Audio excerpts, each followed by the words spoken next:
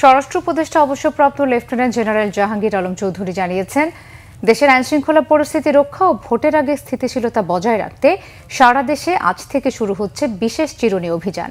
Mitford ব্যবসায়ী লালচাঁদ হত্যায় এ পর্যন্ত 7 জনকে গ্রেফতারের তথ্য দেন তিনি। জানান, নৃশংস এই ঘটনা তদন্তে সর্বোচ্চ গুরুত্ব দেওয়া হচ্ছে।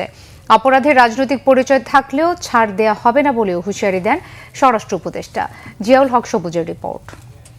গেল বুধবার মিটফোর্ড হাসপাতালের সামনে নৃশংসভাবে খুন করা হয় ভাঙাড়ি পণ্যের ব্যবসায়ী লালচাঁদ ওরফে সোহাগকে। এই ঘটনা অত্যন্ত দুঃখজনক ও বর্বর বলে উল্লেখ করেন স্বরাষ্ট্র উপদেষ্টা। খুবই একটা দুঃখজনক ঘটনা। রবিবার সচিবালয়ে আইন শৃঙ্খলা বিষয়ক উপদেষ্টা কমিটির বৈঠকে স্বরাষ্ট্র উপদেষ্টা জানান, সভ্য সমাজে এমন ঘটনা কোনোভাবেই গ্রহণযোগ্য নয়। নির্মম এই হত্যার সাজা নিশ্চিতে দ্রুত বিচার ট্রাইব্যুনালে নেওয়ার প্রস্তুতি জানান তিনি। মিটফোর্ডের নৃশংস হত্যাকাণ্ডের ঘটনা কি সরকার সর্বোচ্চ গুরুত্ব সহকারে দেখছেন। এই হত্যাকাণ্ডের দায়েরকৃত মামলায় প্রাথমিক তথ্য বিবরণীতে উল্লিখিত 19 জনের মধ্যে ইতিমধ্যে 7 জনকে র্যাব, সেনাবাহিনী এবং পুলিশ গ্রেপ্তার করেছে। ঢাকার বাইরে গোয়েন্দা দল বিভিন্ন জায়গায় অভিযান চালিয়ে অবশিষ্ট আসামিদের গ্রেপ্তারে কাজ করে যাচ্ছে। উল্লেখ্য যে এই হত্যাকাণ্ডের বিচার দ্রুত বিচার ট্রাইব্যুনালে নেয়ার পদক্ষেপ নেওয়া হয়েছে। ইতিমধ্যে খুলনা হত্যাকাণ্ড একজনকে গ্রেপ্তার করা হয়েছে।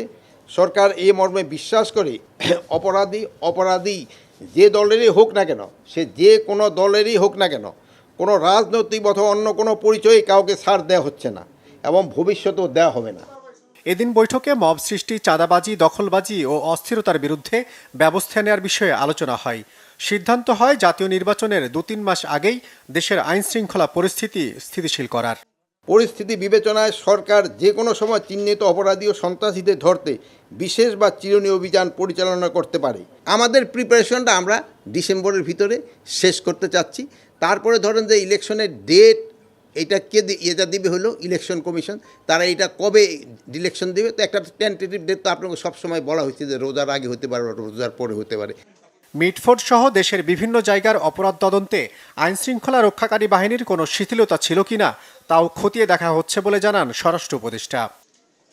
জিয়াউল হক সবুজ, বাংলা ভিশন, ঢাকা।